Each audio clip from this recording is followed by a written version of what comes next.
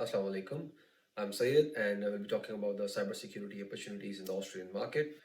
In this session, we'll talk about the cybersecurity in a nutshell, how the evolving technologies are changing our lifestyle, or the changing threat vectors, the top risks, the top challenges organizations are facing today, the skill shortage, the demand supply analysis, as well as how, as a young professional, you can enter the market and benefit from it.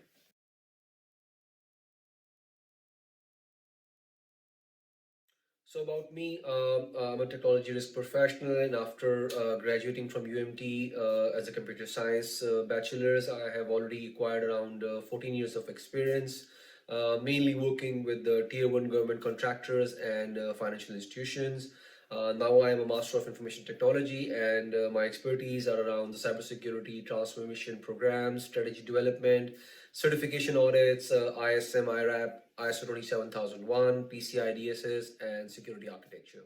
So as said, our agenda will be cybersecurity in a nutshell, the evolution of technologies, relevance and significance of cybersecurity, top cybersecurity risks and challenges we face today, the demand supply analysis, available jobs and remuneration. So let's just jump right into it. Cybersecurity is not the name of a particular application or a tool.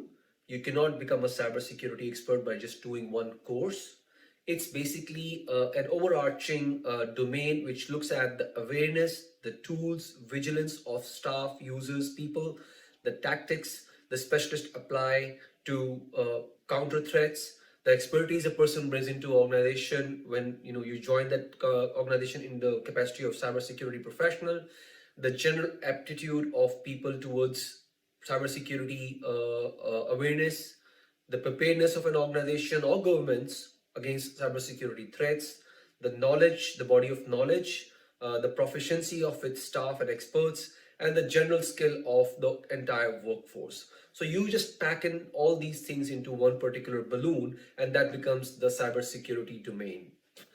So you see, cybersecurity, it's not the name of a particular technology or a tool. You see, in today's world, we interact with so many smart devices, smart gadgets, TV screens, computers, laptops, monitors, smartphones, smart watches, optical glasses. So there are so many smart devices that we have in our hands today. The question is, do we really have a smart user using those devices? Our reliance on technology is increasing day by day. We interact much more with internet today that we used to 20 years back. And with every passing day, it's just increasing.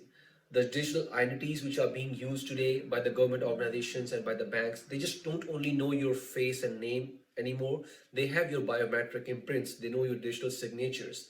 They have the responses to the questions that you have set up with them to authenticate that you are what you claim to be. You are. The modes of communication have changed. We are now using applications and VoIP to connect to people, to speak to people. It's not just the age-old telephone lines which are being used, which were being used 20 years back. There are so many other channels that we are interacting with for social interactions like Facebook, WhatsApp, you name it. Sports and recreation, it's not just like you need to go and buy a ticket for a stadium and you sit over there and watch a match. You can just stream that directly onto your cell phone device or to your laptop. Transportation has hugely influenced with the advancement in technology. Now you can get all the information on your cell phone and your smart watches about the next train, about the next flight. You can also always stay current and up to date with what's happening around you. Healthcare has been revolutionized by technology. Now people can even perform surgeries sitting thousands of kilometers away from you over the internet. Businesses have taken a huge leap of faith in evolving their digital platforms to enable people to work remotely, work from home, and so many other technologies have come up which basically cut down the travel practice which business used to have, flying people from one location to another location for work purposes. Education has been revolutionized. Most of the universities now offer, even schools and colleges are now offering learning management systems where the students can interact with the online platforms to educate themselves. Entertainment has been revolutionized. I mean, you can stream videos and movies and dramas directly to your smart TV or your phones. You don't need the cable connections or dish antennas anymore. So you see, the technology has evolved so much in the past 20 years, and so has the threat. So you see, these are some examples of the interactions we have with technology around us every day. And as a result, what we create is information, a lot of information, a lot of data is created as a result of our interactions with these smart technologies or smart gadgets. So, like bronze was the currency in Bronze Age, copper was the currency in Copper Age. Information is the currency of this age. This is the information age. In the information age, information is the most precious commodity, and that is the reason why we need to put some mitigants around securing this data and securing this information. So let's just pause here and see what happens if the technology fails. Are we prepared for it? So what happens if your digital identity gets compromised? If I gain access to your system and get to know all the questions or all the answers for the questions that you have set up, and I call the bank impersonating that I am you and I'm able to answer all the questions they ask me for verification purpose, I will get access to all the money, all the funds you have in your bank account, or all the information you have in a particular government database. What about communication lines? What happens if somebody is able to listen into our conversations, your private conversation with your wife, your private conversation with somebody at work? What happens in the healthcare domain if a surgeon is performing a surgery remotely 1000 kilometers away from the patient and the internet connection drops? In the world of transportation, if you're not able to keep up with the cancellation of flights or trains, or if you're not able to call a taxi or Uber, what happens? Entertainment. Can you live without Netflix? Can you live without watching all the videos which you watch on your cell phones? Are we ready for it? The answer is no. Nobody can withstand the failures of technology in today's world. We cannot simply go back to our old ways of doing work, which we used to or which we would have been thinking about doing in the past. With a compromise in digital identity, you will lose your funds and nobody can afford to do that. Without accurate information about transportation, you will not be able to get to your destination. The organizations who do not want to heavily invest in disaster recovery or to have alternate sites to operate or contingent workforce or contingent systems will suffer big time. And COVID-19 is just an example. The companies which were going through a digital transformation have simply fast-tracked the processes. So see, we have established the fact that information or data is a commodity that you can trade, that you can buy and sell. So let's look at who creates this commodity. In your personal life, you send messages, emails, calls to your family members. What are you doing? You're creating personal data. In your work life, you send so many emails, and in case of students, you do assignments, you do quizzes, you submit so much stuff online through the LMS, through the learning management system. What are you doing? You're creating corporate data. In your home life, you're using smartphones, smart TV, smart gadgets, Google Home, other products like that. And when you interact with them, what do you create? Browsing histories, search histories. Netflix can show you what all you have been watching. YouTube has a history. So what are you creating? You're creating data. When you move from one location to another location, your phone, your GPS system is basically keeping track of all your movements. It can tell you which all places you have visited in the past. In your social life, you're interacting with your friends, your family members far, far away through social media. And what are you creating? You're again creating data. So this is a commodity that we create ourselves through the course of living our life and our everyday life. So yes, we are directly responsible for creating this huge amount of data every day, but there are some constraints which apply to this information. For example, privacy and confidentiality, transparency and accountability, availability and reliability, quality and accuracy. For example, you want your personal conversations to be private. You don't want anybody listening into what you speak to with your employer, with your boss, your manager, your subordinate, or even in your personal life with your wife or your children. You don't want any third person to be listening into your conversations, tapping into your mobile phones, and reading your messages. Therefore, this information has to be private and confidential. Transparency and accountability. The information that has been given to you or which you receive should be transparent. Google or YouTube or Netflix should not silently omit some results, some things without your consent. You should be able to have full access to the information.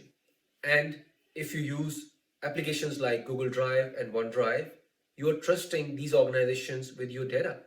You want them to be accountable. You want them to be accountable, and you want them to be responsible for keeping your information secure. You would want them to have that information available and reliable. It's not that if you have just kept few files on Google Drive and then after some time you go back and access those files and you find them all changed. This will be a huge data integrity issue. So that's why these applications, these players or these organizations should be accountable and need to make sure the data is available when it is required and should be reliable as well. Likewise, the quality and accuracy is also a very important constraint. For example, if you're trying to book a flight, you need that information to be accurate. If you're trying to catch a train, that information, the schedule information should be accurate. If it is not accurate, then it is of no use. So let me give you a different perspective now. I'm going to give you two statements and would like you to think which one is true. Do you think cybersecurity can be responsible for causing wars and conflicts in the world? Or can it be used to prevent wars in the world? Ironically, both are true. Back in 2017, the small Middle Eastern state of Qatar came under a blockade by its four neighboring countries, UAE, Bahrain, Egypt, and Saudi. And all food and drink and healthcare to Qatar was blockaded. These countries asked their citizens to exit Qatar and all the diplomatic ties were severed. So basically, even the country's airspace were blocked for Qatar Airways to fly through. From the cybersecurity professional's perspective, the starting point of all this was the Twitter account of Minister of Foreign Affairs of Qatar. So it all started with the hacking of a Twitter account of the Minister of Foreign Affairs, after which some racially charged tweets were submitted from that account, which were not received in a very positive way by the stakeholders on the other side. And the war of words basically started. And then we ended up in this particular situation that the country was blockaded by its neighboring countries. All trade routes were cut down. Qatar was not supposed to receive any goods from the neighboring Saudi. And then Qatar had to resort to other means of getting all the stuff into the country, food and other items. This all started with hacking of a Twitter account. This could have easily evolved into a full-scale war if the other countries around the world would not have, intervened and played their role in subsiding the tension. So other example I have is Stuxnet. If you have not read about Stuxnet, I encourage you to go to Wikipedia or Google. There are documentaries available regarding Stuxnet. It was a zero-day attack which was targeted at Iran's nuclear facilities. It caused the centrifuges to wobble in a very disoriented way, and which essentially seized the process of uranium enrichment in the nuclear facilities and caused the whole facility to become inoperable. If this was not invented, if this was not done, God knows what the other powers would have done with Iran just to get them to stop their, chasing their nuclear dream.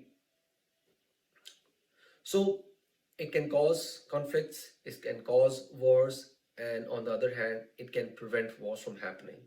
Cybersecurity or cyber attacks can be used as a weapon.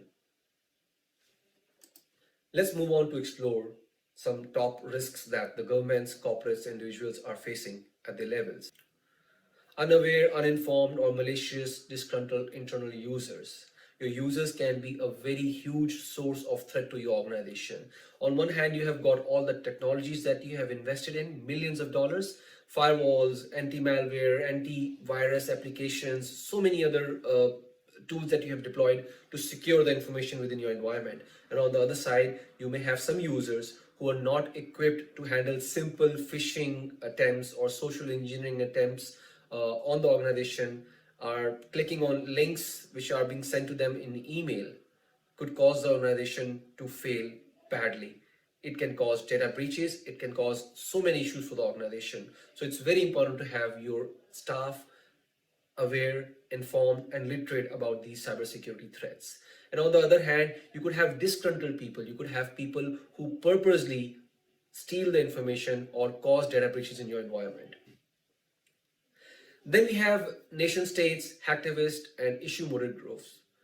Nations are using cybersecurity threats, viruses, zero-day attacks as a weapon. And there are news about one country using their cybersecurity warfare wing to launch attacks against facilities in another country. Shamoon virus is one example, which are largely associated with one particular nation. And if you want to just go and explore about it, you're welcome to do so. On the other hand, we have hacktivists, we have issue motivated groups, we have people who target large corporates for their wrongdoings. For example, if there's a disbalance in wage scale in an organization and people are not happy about it, issue motivated groups could basically get the services of hackers to bring down those organizations to their knees, and it has happened. Then there are notions like cloud computing, centralization, and outsourcing. Everybody in the world is moving into AWS and Azure. These are the cloud computing platforms offered by Microsoft and by Amazon. This basically, brings about a huge risk, which is centralization or concentration. Now, if we have the Azure office in Sydney, where the complete data center is established, and half the government data is sitting in that particular data center, the hackers or the malicious people know that this is the central location which we have to target. And if we are able to bring down the network or the power or whatever other problems they can cause for that particular office or that data center, they can cause problems for a lot of offices. A lot of government and other corporates who are relying on Azure are basically relying on that one particular location. Now, of course, that site would have its own defenses, multiple power sources, multiple internet connectivity links and stuff like that. But then still, it is concentrated in one particular location. Then we have outsourcing. A lot of corporates and governments are nowadays outsourcing the IT related development work and support work to countries where the labor is cheaper. In those countries, the security and other standards are not to the same level which the government and corporates are able to maintain in the home country. So that's why that also is basically a huge source of threat for some of the government and corporate organizations. Then we have organization bureaucracy and shadow IT. Organizations which are very huge and geographically dispersed in a lot of locations. They may have small pockets of teams which basically start doing their own thing. They don't follow the chain of command. They don't follow the SOPs and standards designed by the organization, and they start to do their own thing. They ignore change management. They ignore release management. They ignore the standard procedures, standard processes, and do their own thing to basically beat the time, the lead time, or get the results faster than they are supposed to come by if they follow the procedure. This is called shadow IT. When you break the chain, you don't follow the SOPs. So this is another source of threat which can cause huge problems for organizations. Market reputation and social media brand damage. This is also a very significant thing. These days, organizations are not only just worried about the data which they lose, they're also very, very worried about the penalties from the government, the media hype that can get created around the data breaches, and the social media profile of the organizations. You can see when an organization becomes a victim to a data breach, instantly their share prices go down. They lose their customers' confidence, and it becomes difficult for them to attract new customers because of the bad reputation. Then we have direct financial losses and ransomware. Ransomware is a concept wherein the hackers can gain access to your system, and they will encrypt your data and lock your system with a password, and then they will ask you for money to release that information back to you. It is your information, your data sitting in your machine, and you cannot get access to it because it's been locked by somebody else. And then they ask you for some amount of money to be credited into one account somewhere else in the world. And once you do that, you get the password to basically decrypt that information. This is direct financial loss. And organizations around the world often pay money to ransomware attackers just to get the information back. And it has been found that some organizations which have become victim to ransomware attacks secretly pay this money to the attackers just to avoid all the bad reputation and all the media hoo-ha. Then we have breach of personal and sensitive information of employees. If you have got a folder wherein we have got resumes of all your team members, or if you've got a folder where you've got salary details of all your employees, if that gets stolen, it's personal information which is going out to people, and it is corporate information which of course you do not want to land into wrong hands.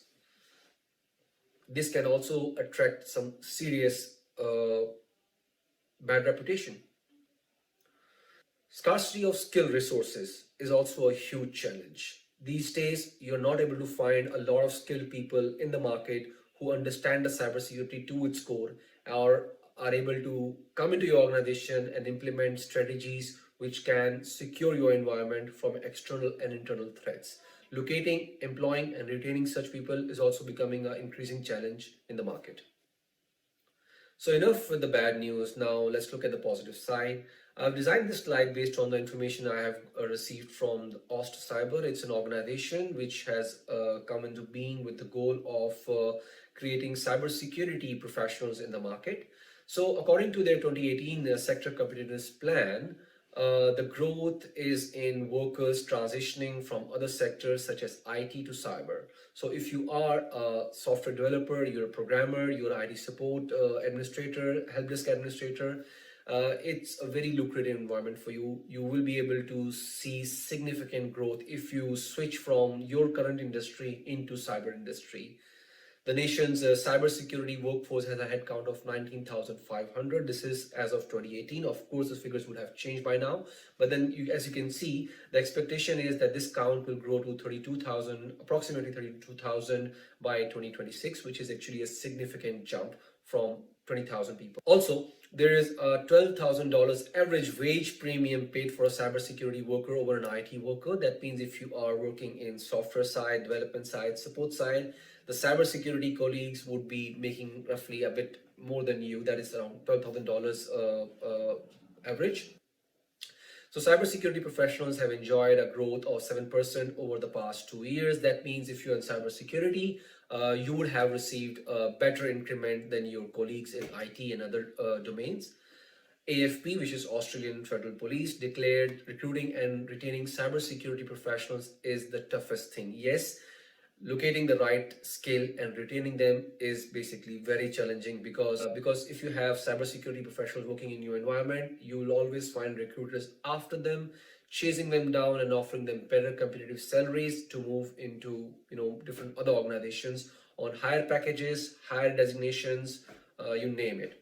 So that's why retaining them also has been a very huge challenge. Also, this should be noted that filling infosec roles, cybersecurity roles, takes 20 to 30% longer than a regular programmer, software developer, network engineer role. It is getting difficult.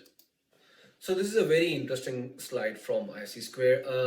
Cybersecurity skill crisis. So we have too many threats and we have too few professionals to counter those threats. The threats are increasing and increasing. 1 in 5 organizations have already experienced an attack. The world has already paid $3 trillion as a result of direct impact of cybercrime.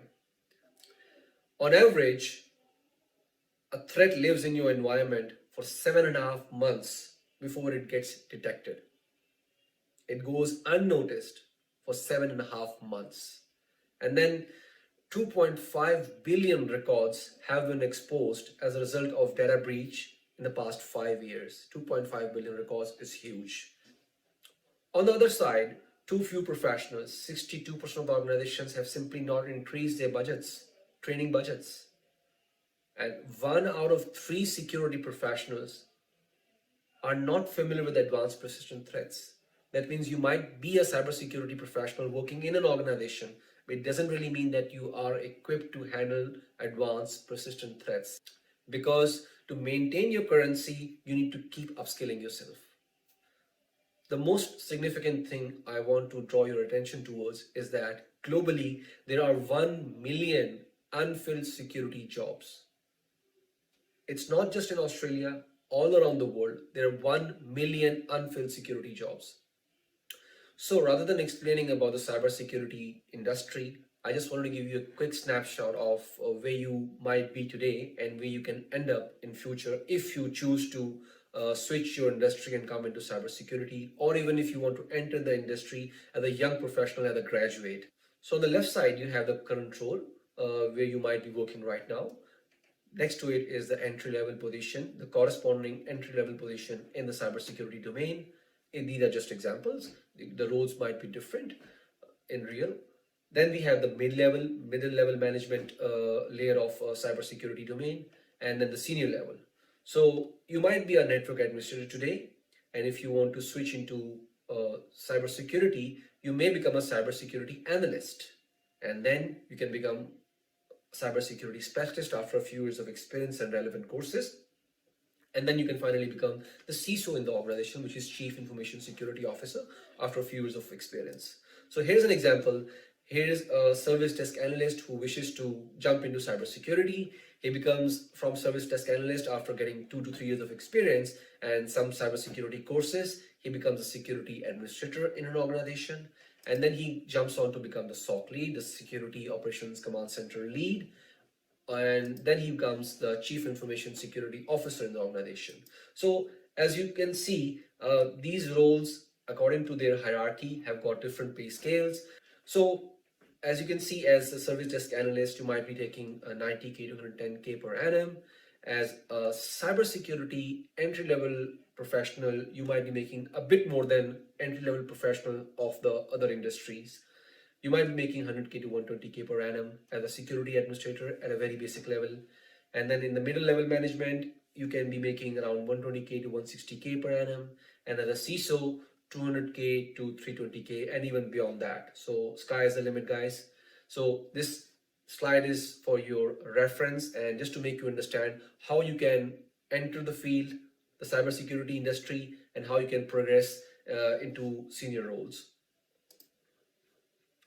This is just a quick analysis of the information that is available on Seek.com. Seek.com is one of the most used platform in Australia for all recruiters and job hunters as well as the employers. So according to Seek.com, when I harvested this information from there, these were the different cybersecurity roles which were published, advertised over there. And these were the relevant pay scales or salaries that I was able to see over there. So as a governance, risk and compliance analyst, there were like around 132 jobs available, and the packages were like from 120K to 150K, whereas the contract per day rates were $600 to $800. So once again, this information is for reference. The actual figures may differ. So the big question is, how can you become a cybersecurity professional? There is career advice, trainings, and other essential stuff available which can boost your confidence. You need to receive career advice from a qualified team of professionals about your career aspiration in the cybersecurity industry. Somebody who can look at your current situation, your interest, your current skill set, and then tell you in which of the cybersecurity domain you can excel. For example, if you are strong in documentation, if you're strong in verbal expression, presenting to people, you might be a good fit to become a GRC, like a governance, risk, compliance consultant. Or if you are a tech geek, you are very good with the applications and tools and stuff, then entering the security operations side might be a better fit for you. Or if you're a very senior guy with 10 to 15 years of experience of compute, storage, network, infrastructure, software development, then and if you are well versed with implementation of strategies and technologies, platforms, then security architecture could be a good field for you to pick from. So once you have selected your career path, you need to secure some training, certifications, which are required to strengthen your knowledge. And then you need to meet the grades of the game. You need to network with cybersecurity professionals who can sort of provide you with opportunities or present you with opportunities to start your career within cybersecurity. And once you're ready, take the leap of faith, hunt down that organization or that job where you can unleash your potential, all the skills and expertise that you have acquired over years to make a difference. So what can help further is some professional training and courses, certifications offered by universities and other professional bodies all around the world. Any amount of certifications is not enough, and one simple small certification can also basically catapult you into the cybersecurity industry. Just named a few renowned courses available in the market, and you can always Google them and register yourself and benefit from these courses. So in the end, I would like to say that cybersecurity is really a booming industry in today's world. And with the current COVID-19 situation, which has simply accelerated the rate at which organizations were adopting digital platforms, cybersecurity is now at the top of the pyramid. So on one hand, organizations are busy in making their platforms available to their customers and their employees so that they can work from home and work from remote location. They're also equally worried about the security of their systems. In the past few weeks, you would have seen a lot of hacking attempts, phishing attempts, and malware insurgency attempts happening against a lot of organizations which were basically weak previously. And there are a lot of other organizations or entrepreneurs, I would say, who have stepped into the market offering products which can secure the platforms and networks of organizations.